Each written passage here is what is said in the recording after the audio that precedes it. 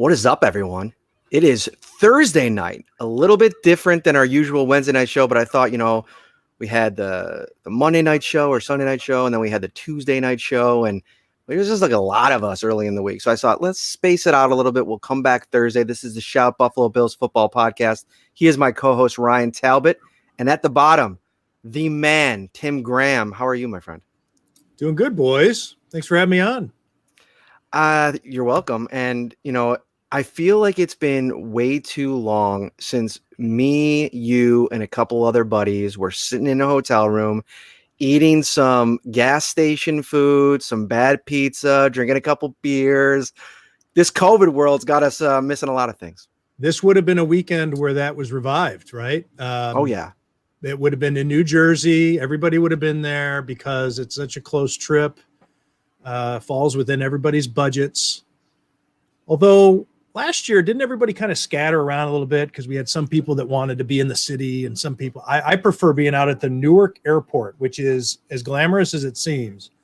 But the Marriott out there is actually it's a great hotel. It's got everything you need, but nobody ever wants to stay. The idea of staying in Newark is unappealing to most. So I have to usually do some pitching to get people to want to stay out there. And you're right by the airport. So I agree. I went into the city for family purposes. I feel like that's right. Sometimes you kind of get pulled in those directions, but we had plenty of good times. We got our buddy Ryan out on the road in Houston last year. That was a great time. Ryan, how are you, my friend? Hey, I'm doing great. That was always good to see you, Ryan. Yeah, good to see you too. Doesn't happen as often as it should. In person. I'm not talking about this. I'm just saying in person. No, I agree. And, a lot of people don't know that when I first started this, Tim was more than gracious with his time with me. He would answer any questions that I had. He was quick to give me his phone number so I could contact him. So, a lot of this journey, I can honestly say, has to do with a lot of your advice, and I couldn't thank you enough. If it's working out for you, then you're welcome. If it's not, then I'm sorry. I think it's working out well. Because I enjoy your work. Well, thank you. It's funny because I feel like a lot of us guys and gals in the market, we owe a lot of things to you and your graciousness over the years because, and I want to ask you about that too, because that's something that it's not like that everywhere. And what's like the closeness that exists, on this beat and in this market, you've always been somebody that's, went out of your way to help, young journalists and young writers. And why has that always been important to you? Because it seems like it's always been important to you. It has. And I don't think we've ever had this discussion. Maybe we have, but if not, then really cool of you to pick up on that. There are some people on the beat who would be laughing at this notion that I'm always trying to make sure everybody's getting along.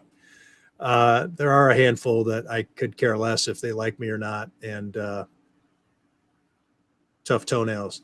But when I was in Miami, when I went down, now I guess I'll take it a step back. Covering the Sabres and being the main beat writer in a one-paper town, and traveling as much as I did with Paul Hamilton, who I guess was my main competition, even though we were in totally different mediums, and especially at that time, because working for the radio station didn't mean that you also blogged, and working for the Buffalo News didn't mean that I automatically had a radio show, which I didn't. But now you do one, you kind of do everything. So Paul and I were not competitors, really. Mm-hmm. And there was just a camaraderie with all the guys, with Rick Jenneret and Jim Lawrence and Danny Gare and Paul and John Worrow, was another print guy, and Bill Hoppy, and I'm trying to think of Kevin Aklubja when he was in Rochester, and we just all got along. We had a good time, and yes, we competed, but I mean not tooth and nail, not to the point where we wanted to harm the other person professionally. And when I made the switch to cover the NFL and I went down to South Florida, it was cutthroat. And I did not enjoy that at all. And I consider some of the people down there very dear friends, but others, it was just like, man, lighten up, making it personal. And I didn't have an appetite for it. And so when I took the job at ESPN covering the AFC East, and stopped being really competing with the Dolphins writers. And it was so liberating to me to be able, I do a morning links thing where I'd link to everybody's work and give everybody credit. And, when there was this mentality of nobody could even acknowledge your competitor's work, because if they beat you on a story, it was almost like you were acknowledging your own failure or something. Mm-hmm. It was just really, I didn't like it. And so when I came back to Buffalo and I started working at the Buffalo News again, I just said, I'm going to make sure we all get along here. And I really took time and care to say, and I think that my deepest connections are with guys from when I first returned to the Buffalo News. And it was like, let's all get along here to the point where we talk about our stories even before they run. We don't have this fear that we're going to get stabbed in the back. We can actually bounce ideas off of each other. And to me, that makes your work better. Sharing contacts, even, sharing the occasional phone number. What's the great sin? Yeah, everybody's supposed to protect their phone list. But I mean, come on, if somebody always needed a phone number, I'd give them the phone number of a former player or a coach or something. And I don't know. Yeah, thank you for saying that, because that's always been a big thing for me, is that we get along, we respect each other's work, we can compete and still be friends. And it makes the job a lot more fun. It makes it, we don't dread walking in that door every day to the media room and just be like, Jesus, I mean, here are these guys again. I hate these guys. Mm-hmm. And that was kind of the mood down in South Florida. Well, thank you, because I think things like that, it's been passed on to the next generation. Like, I feel like that's what's happened, in large part because of that mentality of guys that, were here before a lot of us. I feel like that's bled into a lot of the relationships that have been built here. And I've only been back, this is my third year now back on the beat. And I tell people all the time, one of the most enjoyable things is, whether it be on the road or in the media room, when we can be in the media room again someday, is, those relationships and being, because, you have Joe B and Matt Fairburn, who, obviously have been both guests on the show and do a great job over on the Buffalo beat at The Athletic. So you have that kind of camaraderie, but, depending on what day you're there, Joe was there today, Matt could be there a different day. Like, you're not always around these guys every single day. So to have that kind of camaraderie, that's something that I certainly do enjoy. And we do, I mean, without naming names, people will beg us to name names, but there are people within their own outlets who don't get along. It's just kind of, and you'd hear about it. One of them shows up one day at the facility and you hear him ripping the guy that he works with. And it's like, all right, well, I mean, that's the way you have it. I mean, that's the way, but I mean, let's just all get along here and have fun. So that way we're not, with sports. I mean, we're covering sports. We shouldn't walk into the facility or the press box thinking, Jesus Christ, what's going to happen today? Or who am I going to have to avoid today? Who am I going to have to keep an eye out so that way I don't have to get coffee at the same time as them? And that was kind of the way it was down there in the Dolphins press box. And it was, it's a bad dynamic to be in. So I'm glad we all get along, or most of us do anyway. Yeah. Speaking about getting along, we're going to talk about somebody whose, year got kind of thrown off tilt a little bit. But before we do, quick word from our sponsor. Ready for football? Tops is with ready-to-serve fan favorites everyone will cheer for. Delicious family or party packs like pizza, sliders, fried chicken, barbecue, or beef on weck. Starting at only $4 per serving. Perfect for game day and any day. Only at Tops. I'm so glad that you're on this week, and I'm so glad that you can make this happen this week, because this is the guy we're going to talk about now, somebody that you've covered, in Buffalo. Obviously, he has been all around the AFC East, a division. Ryan Fitzpatrick. When you saw what happened and you saw some of the remarks that came out of Miami this week, Fitzpatrick's reaction to it, even though he knew this was coming. I mean, for somebody that's been covering him, what was going through your head? I found it a bit off-putting, and I know that everybody loves Fitz. The media love him because he's so accessible. He does wear his heart on his sleeve. He doesn't talk ill of anyone. It's that way with his teammates. It's that way. Everybody loves Fitz. But one of the things about him that every one of his great character traits is that, and one of the reasons why the Bills were looking into him, bringing him back when they drafted Josh Allen, and when they were looking at a guy like Josh McCown, and they ended up, not being able to pull that off. But this is a guy that when it's his time to step aside, he is going to be a team player, and he's going to be there to be a extra coach for this young quarterback. I didn't see that with his comments on Wednesday. I saw a guy who was laying it on a little thick that this was his team, and he was playing the sympathy card. He was milking it. And all right, let me take a step back. I don't want to say milking it because that makes it seem like it was disingenuous. But at some point, this happened. He talked with the media, 24 hours or even was it 48 hours after the announcement was made. He had time to stop and say, okay, now it's time for me to be the team guy, say all the right things.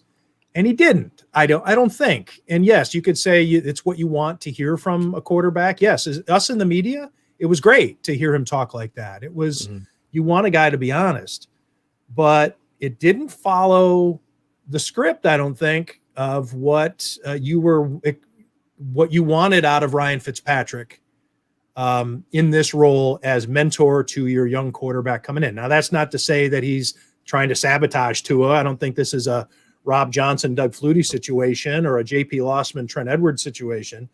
But I think that I was just surprised to see him kind of feel like he was grabbing a hold of the ankle of his job and refusing to let go when it was time to graciously step aside and let Tua Tagovailoa take over. Could it be something to do with the fact that he was playing so well? The fact that there's some openings around the league in terms of uncertainty. Do you think maybe he's saying these things just to kind of say, hey, there's other jobs that are kind of in flux right now, and if I can't have this job, maybe you guys should try to move me elsewhere or try to release me? Or is that just not in his MO, or is that not in his DNA? Well, it's hard to say because I thought the comments yesterday weren't really in his DNA. So maybe, Ryan, I think that could be. The way I see it, though, if this is too simplistic, maybe that's a nuanced take on it. But the simple answer to me is he's going to be 38 next month. He probably viewed this as his last hurrah, that this is his team, and things were going so well enough that he deserved to remain the quarterback, and that this was his team. He made mention of the investment and how he really felt this was his team for the first time since Buffalo. That maybe he felt this was going to be a good way to go out, whether it be retirement at the end of the season or even, okay, now it's time for me to be that backup that holds the clipboard as the extra coach. And now we see Tua go on in 2021 and be the franchise quarterback from here. And maybe he felt like the rug was pulled out from under him in the sense of, this was my chance to at least end it on my terms. Now I'm not having it end on it's ending on somebody else's terms. But yeah, maybe we do see him get moved. I don't know what team really wants to bring him in at the deadline, have him pick up a system. Maybe there's a team out there that has a situation where they have a veteran quarterback and they just want to make sure that they have that safety net, something like that. But my guess is that the Dolphins keep him because I think he is really that guy that I think that we really believe maybe it's going to take him some time to get over this, but I think he adds so much value to that quarterback room and for Tua Tagovailoa's development that the Dolphins are counting on that he sticks around. Speaking of a young quarterback's development, let's switch gears a little bit, talk a little Josh Allen. You put out a piece this week diving into his last 2 weeks and obviously that's been a big topic this week, although I feel like his struggles over the last 2 weeks have kind of been overshadowed with how dramatically bad the defense has been over, this season, but really this last game. And, I know they gave up 26 points, and I even spoke a lot about it the last couple of days, that I think that was the design. And I think your offense has to step up and score a little bit more points. But what have been your, 6 weeks Josh Allen 2020 experience? What are your thoughts there? I'm some trepidation. I do think that defenses are playing him differently now. They are forcing him to think a lot more. Maybe they were playing him a little bit too straight up through the first few weeks, or the fact that the competition wasn't as good, perhaps. Although Miami has shown itself to be a legit team. They beat the Rams, which are a legit team, the Raiders. So, we're not talking about dummies overseeing those defenses on those teams. The Jets are junior varsity, but whether Mike Vrabel and Andy Reid were overseeing some defenses, obviously Steve Spagnuolo with the Chiefs, it's not Andy Reid's defense, but I think they're making him think. And they're taking away the home run shot, and they're forcing the Bills to go ahead and run it. And if you can't, then we're going to make you piece together a 13-play drive, and somewhere along those 13 to 15 plays that is going to take you to move down the field, we bet you're going to make a mistake, whether it be a turnover or just not being able to convert that third down. So I think John Brown's absence has hurt. Obviously, a lot of people look at what Stephon Diggs has done, and Cole Beasley's been a productive player. And so I think they forget that John Brown is still an important part of this offense, and him not being out there at full speed has really been a problem. So, yeah, it's been a mixed bag for Josh Allen. The highs have been sensational. But, yeah, the last 2 weeks, you want to see more from him against these good teams, because as a Bills fan, you want to think that you can compete with them. Mm-hmm. And Bills fans were shown they're not ready yet. They're just not there yet. And hopefully the evolution continues this season to where we're not even thinking about September when we get towards the holidays. And it's a team that we've learned a lot more about. Bill Belichick, one of his things that he likes to say is you really don't know what your team's made of until November. So maybe we'll see him bounce back, and we'll learn a lot more. A month from now, we'll have a probably totally different take than we do today on Josh Allen. Is he too impatient in terms of he wants to stretch the field? He wants to hit that big play. He said that in that Titans game, that was part of his second interception. He was getting greedy. Against the Chiefs, maybe the weather played a factor, but he was still trying to stretch the field a little bit. And it seems like those two defenses were taking that specific aspect of the game away. You can dink and dunk on us. You can get those yards. And like you said, we think you're going to make a mistake somewhere along the way on these 13-play drives. So is it something where he just doesn't want to take what's given to him all the time, and that's causing some of these problems over the last 2 weeks, or just maybe something completely different? Yeah, I think there's definitely some of that. And he's a daredevil. He likes those plays. They're fun. They get him going. They get his guys going. I mean, you see the smile on his face. You don't really see him beaming after he's, thrown to Cole Beasley for a pickup of 7. But when he can dial up Stephon Diggs or, Cole Beasley on that 3rd and 12 or 3rd and 15 or whatever that was that they converted a couple of weeks back. You see it. Like, he loves those plays, whether he's running it or throwing it. That temptation's always there. And that's something that he's just going to have to get out of the habit of. And if it means taking the 5-yard gain on a regular basis, and he's talking about it all the time. I got to take what the defense gives me. He always has accountability for himself, but I sense at some point fairly soon, if he keeps saying that on Sunday afternoons in the locker room, or on Mondays or Wednesdays or whenever he has his follow-ups with reporters, fans are going to get sick of it. Just like they got sick of the Buffalo Sabres players saying it after every game. Well, you know what? You're right. The leaders are saying the right things. The accountability, the buck stops with me. It's up to me to fix it. It's up to me to fix it. And that sounds great. And you're like, oh, yes, that's what I want out of my quarterback. He's taken. But if he keeps saying it, if he's saying it 5 weeks out of 8, or even every other week, then after a while, you're like, well, then do something about it. So change.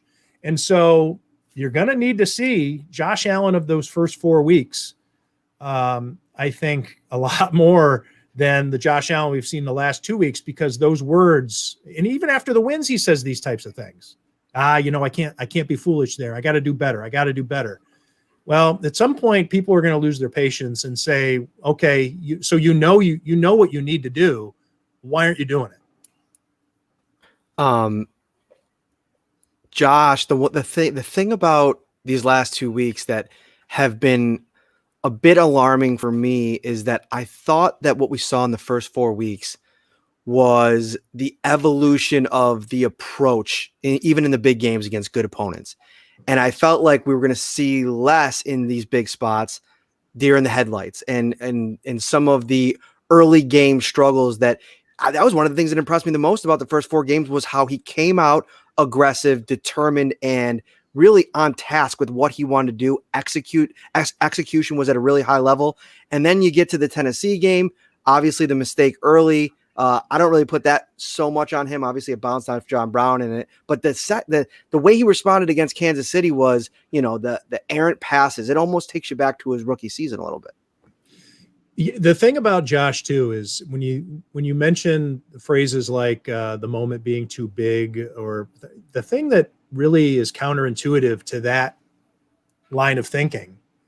I'm not saying that it's incorrect, but the anomaly is his ability to shake off what's going poorly and lead a late charge in the fourth quarter. Mm-hmm. It's almost like he turns into a different guy between the years. And I think that is an incredible trait to have. Super admirable, and hell, I mean, every player wishes he had it. The problem with the last 2 weeks, though, is they haven't been 1-score games. So you're talking about that deer in the headlights. Well, you're down 2 scores. You get down 3 scores. Well, then it's, there's no 14-point play you can dial up. So as long as he's within 1 score, I think there's a certain vibe that he plays with. And he let himself get out of it against the Rams, especially. The Rams got back in the game. The penalty that Josh Allen took, the 15-yard penalty while arguing with the official, on top of the fumble, on top of this, on top of that, it looked like he was melting down. And then all of a sudden he comes out for that drive and it was a totally different guy.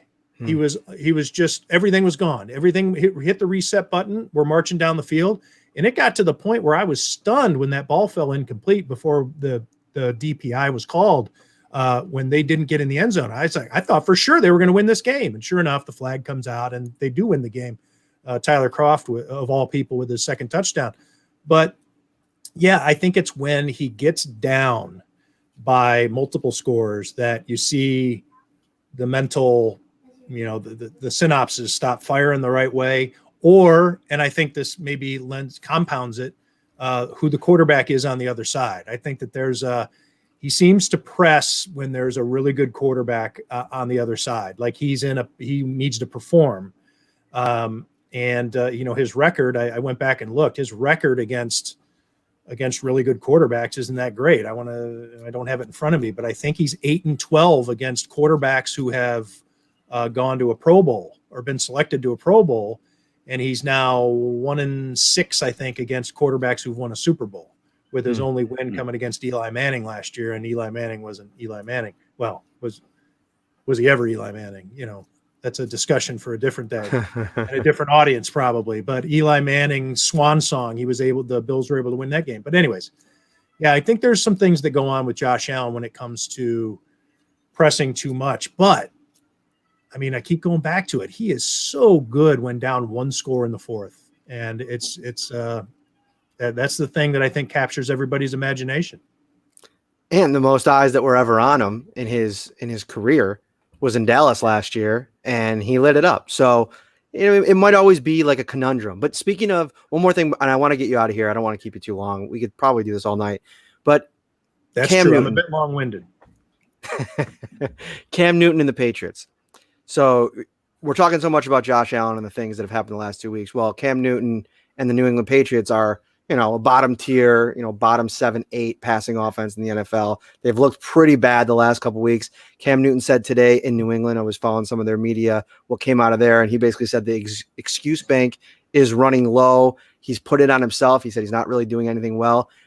Where do you feel like things sit in the AFC East right now? Because, from the outside looking in, if you're starting to look at this thing from a national perspective inside the division, it's like, oh man, they are primed for the taking here. I mean, the 4-2 Bills, when they've looked really good, they've looked really good, and the Patriots offense seems, but I kind of just sit there back and thinking, it's Bill Belichick.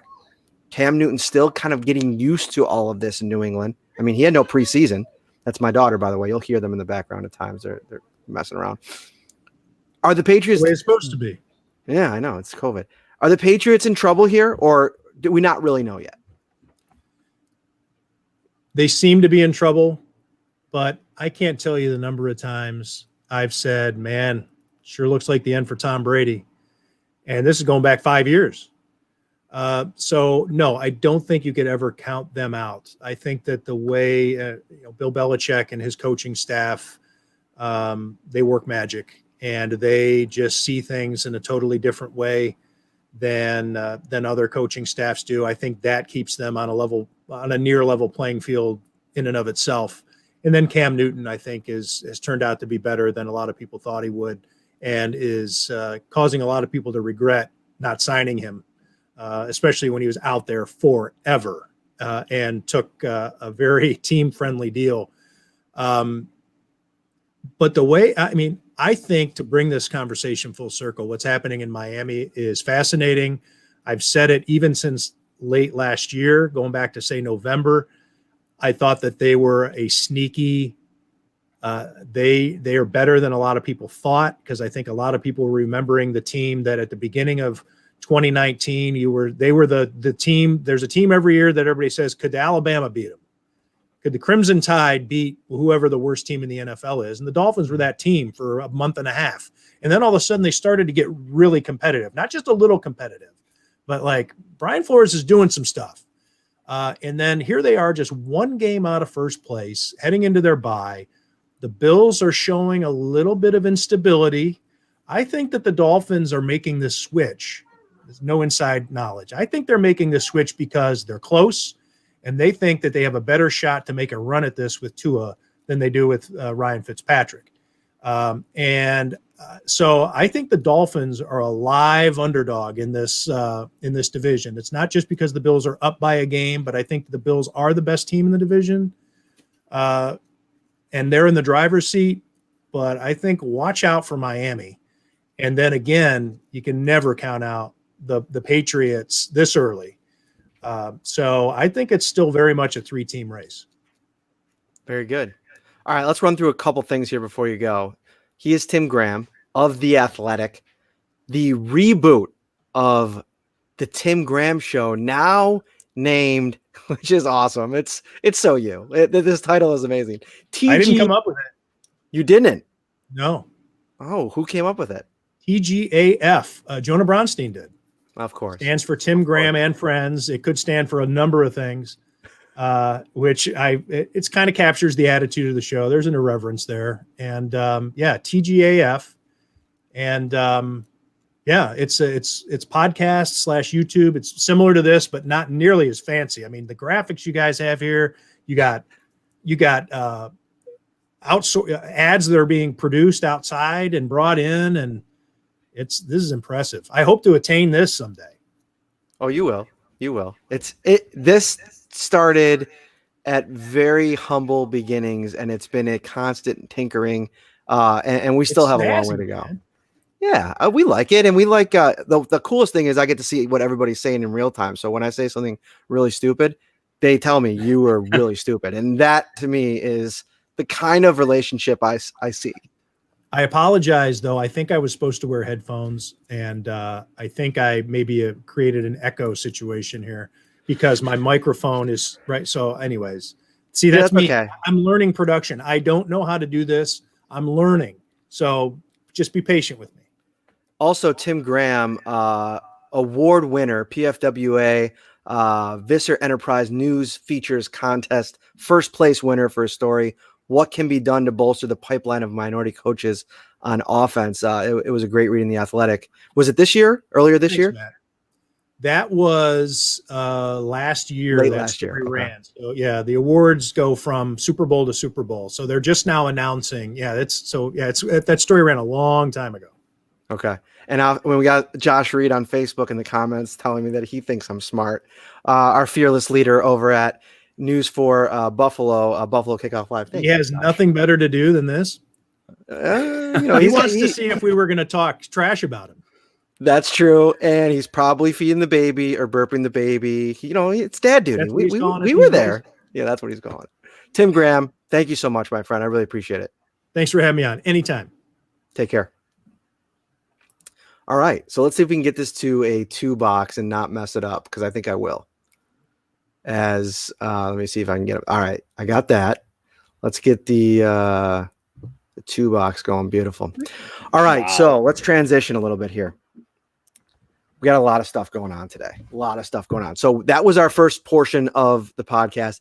We were going to have Jon Anik, lead UFC announcer, on the show. Huge Patriots fan, guy that's just been in the business a long time. He covered the NFL for a little bit at ESPN, went on to, become the UFC's lead commentator, where he is just the bomb and the best to ever do it, in my opinion.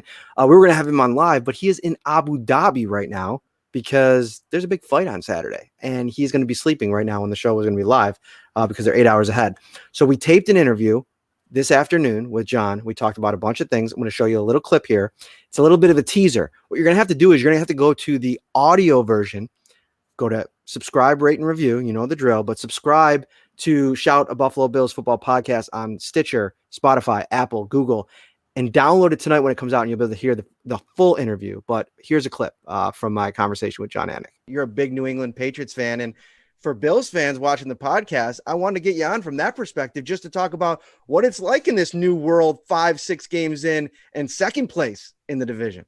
Well, right. It's interesting. And I will say, as a Boston sports fan, and I hope this doesn't come across in any arrogant way, but I have softened a little bit, right? I sit here talking to you. I am as big an NFL fan, I think, at times as I am a Patriots fan. And because our teams for so long were the laughing stocks of these pro sports leagues, right? Dude, when I used to go to Schaefer Stadium and Sullivan Stadium and Foxborough Stadium, the Patriots were the laughing stock of the NFL. My record in Foxborough as a fan is probably 50 games below 500.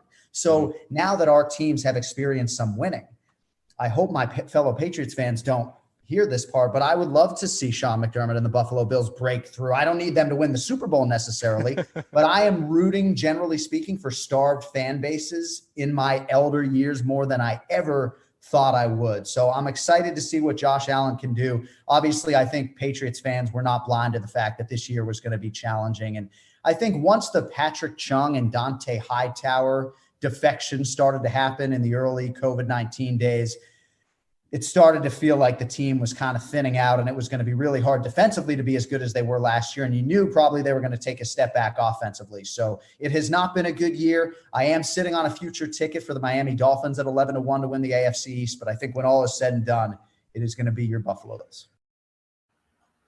There it is. Jon Anik predicting the Buffalo Bills to win the AFC East in 2020. It was a really cool conversation, Ryan, because what I think is fun is getting the perception from guys in the business or girls in the business who are a fan of maybe the Patriots, that also see, the league in the way that I think a lot of us do, and to kind of get their perceptions of Buffalo. And I thought that was interesting. Yeah, I think that was very interesting too. And he's realistic, and that's the big thing. This is not the same Patriots team that has run roughshod over the division. Brady's gone. He mentioned the guys that opted out due to COVID. So he's realistic about this season. He sees what the Bills have built over these last few years under the McDermott Bean regime. So I enjoyed that clip. So again, like Matt said, make sure you head over to one of these podcast sites, rate, subscribe, review, and check out that interview in full. And I told everybody I would give my big predictions for the fight.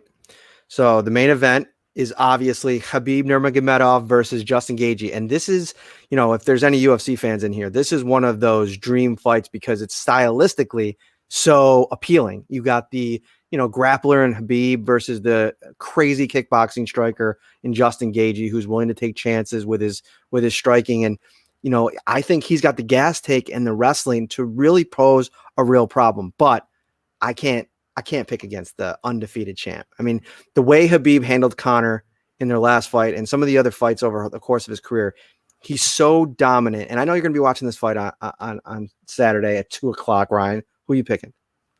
I'm actually going with Khabib as well. I think he's going to win this fight. Yeah, you're right. I'm an old man. I'm usually in bed by like 11 p.m. But I'm going to actually stay up for this one. I'm going to watch this pay-per-view. I'm intrigued enough to sit up and stay up and watch this, which is, like I said, no small feat at this point in my life. I like my sleep. So I'm really looking forward to this overall card, though. For more UFC talk, download the podcast, listen to my conversation with Jon Anik. It was a great one. Let's move on here. And there's a couple of things I want to get to before we talk about the Jets. And because, listen, this is a weird game this week. I feel like at least within the online community, it's, the passion is dialed back a little bit. It's tough to get up for an undefeated team. Talking to the Bills this week, that's been one of the big storylines, and we'll dive into that a little bit in a little while. But there's a lot happening around this team right now. Big story this week. Quinton Spain was released by the Bills unceremoniously on Wednesday. This is a guy that started 16 games in a playoff game last year in his entirety of his Bills career. That is 16, 17, 18 regular season starts, one playoff start, has not allowed a single sack, lost his job. I mean, 2 games into the season, he was benched. From the conversations I've had, and it's nothing that I can really report too specifically or in depth. You don't want to burn people that you're talking with, but he just didn't have the best attitude. And Brandon Beane said as much. He said from where he sat, he thought that Quinton Spain, thought he should have a different role than the role that the coaching staff kind of laid out for him. And this is a team that, and a coaching staff especially, it's a evolving window of evaluation. This is not something where you get evaluated at the beginning of the season and then that changes and you're locked into a roster spot. You have to continually earn that. And you look across this roster and there may be some other guys that fans probably sitting back like, well, is he earning it? Is he earning it? Sometimes you don't have anywhere else to go in certain spots. But we saw what the move that they made with Trent Murphy, which I think, for the line of questioning that Sean McDermott was going to have to deal with this week following the move of Trent Murphy, to make that move tells you that they really do believe in that philosophy. And with Spain, let's be honest, I think that his play so far this season left a little bit to be desired, and they have John Feliciano kind of in their back pocket here. Hopefully he can return in the next couple of weeks, and they go from there. I don't think it's ideal timing though with Cody Ford out week to week right now with the knee injury. Yeah, the timing could not be any worse right now. Like you said, Ford's week to week, but you nailed it. Brandon Beane even came out yesterday and he said, it seems like he was unhappy with the role. He felt like he should be starting at this point. He was pretty solid last year, in like you mentioned, not so much this year, but this entire offensive line, I feel, has struggled. Deion Dawkins has been solid. Mitch Morse has been solid. But the 2 guards especially have been in flux all year in terms of their play, up and down, up and down.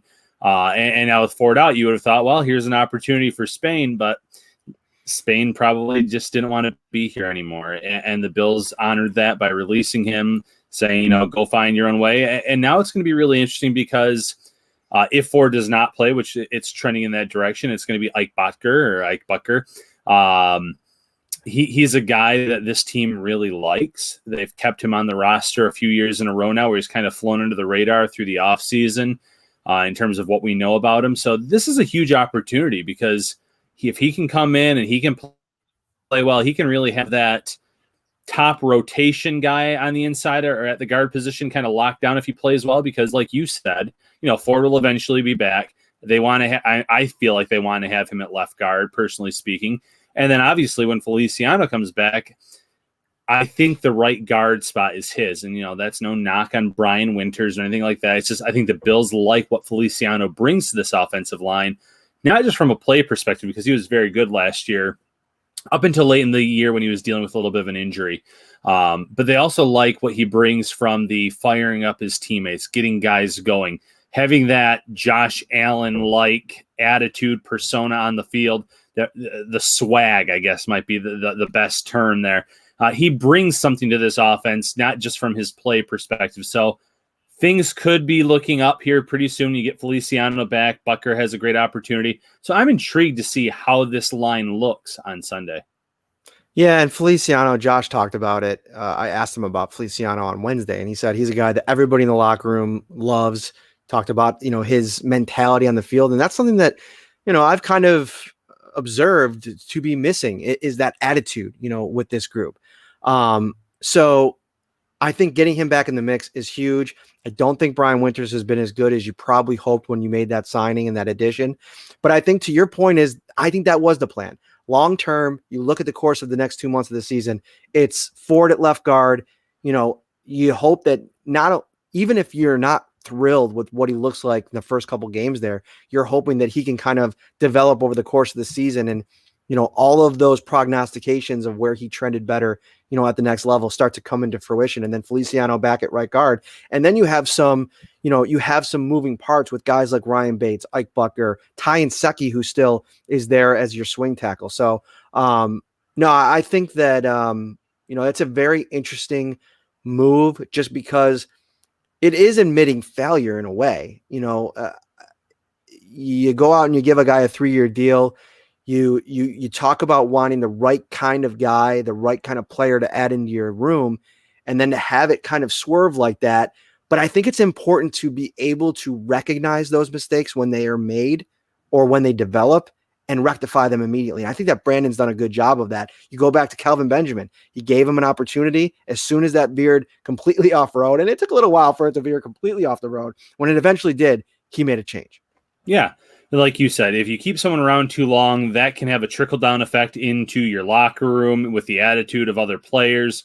That's a valid point. That's a great point. And we don't know what happened behind the scenes there with Spain, other than that he was unhappy about his role. But cut ties if you have to. It's not ideal. The 3-year, $15 million deal everyone thought was a great bargain at that time. It doesn't look so hot now that he's out there on the free agent market.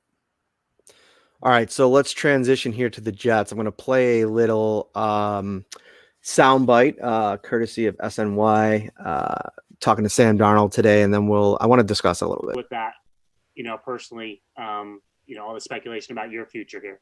Yeah, I mean, we're just worried about getting a win. We gotta worry about this week in Buffalo. They're a really good team, so we're worried about this week, and that's all we're worried about right now. Heard any of it? What's that? Sorry, I apologize. Have you heard any of this speculation, social media and so forth about Trevor? Yeah, I have social media. I've seen some of the things, but we got a game to win this week, and that's all we're worried about. How do you do that, Sam? How do you just block out stuff like that when I'm sure when you got here, you thought, you guys were going to just keep climbing? Yeah, I mean, for me, that's out of my control. I'm here to, do my best and help this team win games. That's all I can do. And, with that, it's preparing every single day as hard as I can and going out to practice and trying to have the best practice I can. That's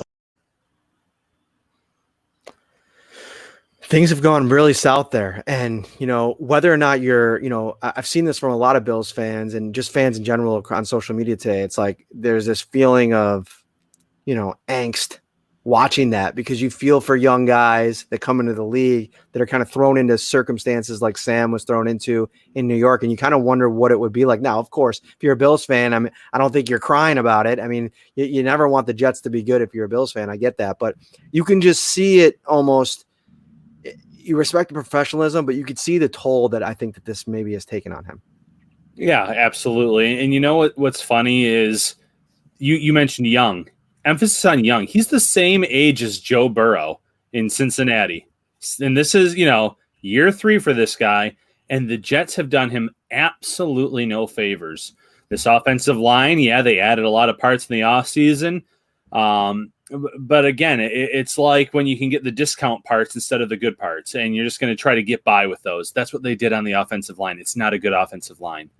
The Bills go out and get Stephon Diggs. They already had John Brown. They already had Cole Beasley. The Jets go out and get Brashad Perriman, and they draft Denzel Mims. And Denzel Mims could develop into a really good wide receiver. And Perriman did come on last year at the end of the year, but it's not the same. Le'Veon Bell, they've gotten rid of that whole moved in it workout, but now he's left with Frank Gore and LaMichael Pirine. There's not a lot of talent around this guy. And I'm going to tell you right now, maybe they will win the Trevor Lawrence sweepstakes, and maybe he will be as good as everyone says, and he'll turn this franchise around. But some team is going to get a very good quarterback in Sam Darnold, whether it's a Pittsburgh Steelers, whether it's an Indianapolis Colts, someone that has an older quarterback there now and someone that they can kind of pass that torch to. Get him in an organization that is not dysfunctional, and I think this guy can produce. So, you feel for a guy like that. He sees all the pictures out there of Trevor Lawrence with the Jets jersey on. I'm sure he reads the comments from Jets fans. This team, you look around the league at all the coaching changes that have already happened, and Adam Gase is just kind of sitting there, and Greg Williams is just sitting there. It's apparent that they're looking to land that number 1 pick. You don't keep Adam Gase around after getting, destroyed in Miami and just embarrassed all year for that matter. They're looking ahead to 2021 at this point, and that does nothing for Sam Darnold either. No favors whatsoever. This is, I'd say it's like a trap game going up against a winless team like this that, might be galvanized by that fact. But this is a team that lacks leadership. This is a team that lacks talent. I mean, up and down its roster. You go down and look at all of the stat polls from the media guide. 32nd in the league in points scored, 29th in the league in points allowed, 23rd in the league in sacks, 30th in average starting field position, 32nd dead last in third down conversion percentage, 32nd in the red zone, 30th in penalties. I mean, this is just a bad football team from top to bottom. And what's funny about that is, I remember going back to the offseason and like when people were starting to size these rosters up, and I heard a lot of people talking about the offensive line additions that they made. And I think we both said it on this show. I mean, we sat back and like, they didn't do a whole lot. They didn't add a whole lot of players that I thought were difference makers. And we're seeing that now. You see that, like you mentioned, Perriman added to the mix as their big splash guy. When he's on an island, he's just not as effective. Of course, he's going to put up the kind of numbers that he put up last year, playing alongside Chris Godwin and Mike Evans. And I know that he had a nice little run there when they were hurt, but that was a very truncated, shortened period of time. It's tough to base everything on it. You go 2 years ago with the Bills model, just using it as an example because they're close together there. John Brown, proven success in this league. Cole Beasley, proven success in this league. That's the way that you build a roster. If you're going to spend money, you want to bring in guys that have done things before. And all the guys that they brought in now, I will say, they monkeyed around with things, at the beginning of the season. Trading Jamal Adams, I think that was really poorly timed. Now they got a lot of assets, so they're very set up for the future. But I'm talking about for this year and for Sam Darnold, they didn't do a lot of things to help him out. And, you look at guys like, CJ Mosley opting out of the season. We remember him from the opener last year. He was a huge addition. He's a game-changing type of player. And just think about what would adding a guy like CJ Mosley do to the Bills defense. A guy like that is just at that second level that, just is, reliable. So I think that this is a bad football team from top to bottom. My point is the storyline. Is this a trap game? I don't necessarily think it is, just because I don't think they're very good. I agree with that, although I'll go on the record and say Phil Simms predicted the Jets would win this weekend on Inside the NFL this week. He went out there and said, "No, the Jets are going to get their first win of the season." Anything can happen in the NFL. I don't want to write any team off, nor do you. But even if Sam Darnold is back this week, which he's trending in that direction, Jamison Crowder, his best wide receiver, probably isn't going to play. He has some kind of groin injury. He's been kind of held out. You're getting today. Yep. Denzel Mims is looking like he could play his first game, but this is a guy that's had very limited time with the team in terms of chemistry with Darnold and the offense as a whole. Perriman's Perriman. Herndon has not lived up to expectations at tight end. Like you said, the talent from top to bottom just really isn't there. So I would be stunned if the Bills do lose this game. And I almost can't call it a trap game because this is a team coming off of 2 losses that I think want to kind of quiet some people on the outside, make them eat their words a little bit. And there's no better opportunity than against this New York Jets team. Let's transition to the defense a little bit here and talk about what, the Jets offense is going to be facing because, getting right is something that, all these guys have talked about this week. Micah Hyde today, I thought was, he didn't mix words. He didn't make any excuses. He just said they looked at the tape and they're just not executing right now. And, he talked around it a little bit, but I do think, and I don't want to provide any excuses for them, but this is a real thing. Having guys in and out of the lineup, dealing with all of this adversity, Trey White landing on the injury report again today, along with Josh Norman. These guys are banged up. This is a different kind of season. They're trying to do everything they can to get to game day. And I think when you have that kind of thing, there's been a lot of stability on the offense outside of John Brown the last couple of weeks. And so I think that it's been easier for them to kind of have that continuity and have that, comfort level. But this week, you still have Matt Milano up in the air. Now you have your both 2 starting cornerbacks who are dealing with an issue, a defensive line that just is trying to figure out their roles. That's a big thing that's happening right now. Justin Zimmer comes on, has a really nice day on Monday, but where is his role? Does he fit as, I think it was, I was talking to Joe Buscaglia, go check out his story today. We were talking about it at practice today. He said that he charted the defensive line snaps on Monday night, and Ed Oliver played 70% of his snaps, somewhere around that number, at nose tackle. To me, that is just eye-popping because that's my impression was that that's not what they brought him here for. And I remember specifically Brandon Beane talking about, the fact that Houston played him out of position his last year there. And that's something that they weren't looking to do here, but they're kind of caught between a rock and a hard place because you look around and without Harrison Phillips in the lineup last week, I'd imagine he'll be back this week. Quentin Jefferson hasn't done a good job at that one tech spot. And Vernon Butler's only playing how many snaps, still kind of making his own way back from the hamstring injury. So yeah, I'm seeing the comments starting to pop here, Ryan. The Bills should maybe start entertaining a trade. I think Dalvin Tomlinson right now is playing. I just saw somebody tweet about him making a play on Thursday Night Football. I think we're in that realm now where a deal makes a lot of sense to add some. I think a good one technique, even like a baseline level good one technique changes everything for Oliver, the edge guys, and the linebackers. Yeah, and there's a few good ones out there. And I know that we put a piece out there on Delvin Tomlinson, and a lot of Bills fans reacted positively to it. Thank you for checking it out, first and foremost. He's a guy that makes a ton of sense, the relationship there with Beane and Gettleman. And you look around the league, you look at a guy like Yannick Ngakoue. He gets traded today for a 3 and a 5. If that's all a guy like Yannick is getting, a guy like Tomlinson is not going to get more than a day 3 pick. And I know the Bills love their draft picks, but you're not going to you're looking at this year. You're looking at 2020. Even if it's just a rental for the season, get a guy like that in here that can change your defense. If you get a one technique, a guy that's built to play that role, it makes life so much easier for Ed Oliver. It makes life so much easier for Addison and Hughes and the linebackers. Fans have kind of said, why do we have Star Lotulelei around here for years? He never shows up on the stat sheet. He did his job, just like Brendan Beane and Sean McDermott said. Oh, it doesn't show up in the stat sheet. They weren't lying. He took on those offensive linemen, and guess what? He made life easier for Tremaine Edmonds and Matt Milano. He made life easier for the linemen around him. So if you get a Tomlinson in here, if you get a spoiler alert, a Tim Settle, a guy that I'm going to be writing about here soon too, from the Washington football team, another one technique that I think could really be a difference maker for this team. That makes things so much easier. And one more thing, I'm on a little rant right now. Ed Oliver. Get after it. I'll mute myself. Stop bashing Ed Oliver on social media. I've seen so many people say, is Ed Oliver a bust? What's going on with Ed Oliver?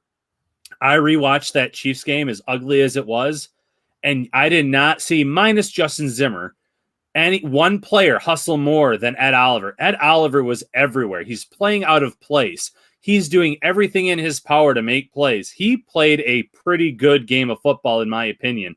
So, I get it. He's not showing up on the stat sheet, quote unquote. That's what a lot of fans do at the end of the game. Well, he doesn't have any pressures. He doesn't have this. I watched that game. He played a good game. He was backing some guys up, offensive linemen up, where a lot of the linemen were having trouble with that. For as good as Justin Zimmer was, and I praised him right after the game, he got pushed back a few times very noticeably in that game. Ed Oliver was everywhere in that game. He's doing his 1/11th. But like Micah Hyde said, they're not executing as a unit. And until they do, you're not going to see any overall unit or the defense as a whole shine. They need to start playing together. And rant. Let's cool you off a little bit, my friend. You're on fire there. I loved it. You know what the cliche of the day today I heard the last 2 days? Hair on fire. I think it was Jerry Hughes that said it when talking about what the Bills have to do to be better on defense. He was talking about we have to just be out there like our hair's on fire. And I think Micah said it too about Matt Milano. So you were just out here. You were listening. You were in the team meetings, Ryan. You're out here with your hair on fire. So good stuff. All right, let's we're gonna wrap this up here shortly. We're not gonna go too in depth here. That's why I combined the podcast this week with a little short preview here, and then the Tim Graham episode. And don't forget, head over to the audio versions for my full interview with Jon Anik. You're not going to want to miss it. It's a really good one. Even if you're not an MMA fan, John's a great guy, gracious with his time. Let's get into our prediction here. Any final thoughts in this game? Go. Final thoughts. If the Bills want to show that they are a legitimate AFC East contender and a legitimate AFC contender, injuries aside, you need to put away this Jets team and put them away convincingly. I want to see them exceed that point spread. I want to see them win by 20 plus points and really put away a bad team. You have to do that. You have to get back on the right track. So, they're going to be missing some weapons on both sides. This is not the healthy team that we saw 1 year ago. Bills 40. Bills 40, Jets 13. Blowout city. All right, here's a bold prediction for you. I feel like I got to bring some type of fire here after Ryan has just been delivering the goods. Devin Singletary is a man of very few words, and we got a chance to talk to him this week, and you can just feel the frustration emanating off of him as he was answering questions about what's going on with his run game.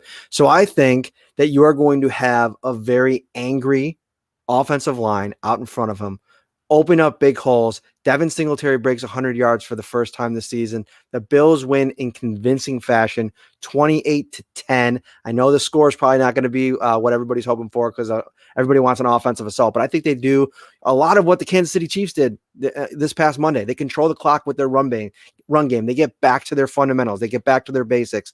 And, Josh Allen still has himself a nice day against a really bad Jets secondary. I mean, really a bad Jets defense. This is a bad Jets football team. This game shouldn't be close. Sunday, 1:00. I'm so glad to be back at 1:00 on Sunday. New Jersey, the New Jersey Jets, the Buffalo Bills. We'll watch it and we'll all enjoy the game. For Ryan Talbot, I'm Matt Perino. Please head over to the audio platforms. Like I said, rate, review, subscribe. We really appreciate you, and we will see you after the game. Take care, everybody. Ready for football? With every game a home game, Tops is ready for you with its TV a Day giveaway. For 6 weeks, every day you shop is a new chance to win a massive 70-inch 4K TV. Shop Tops for the best deals in town, in store, or online to win.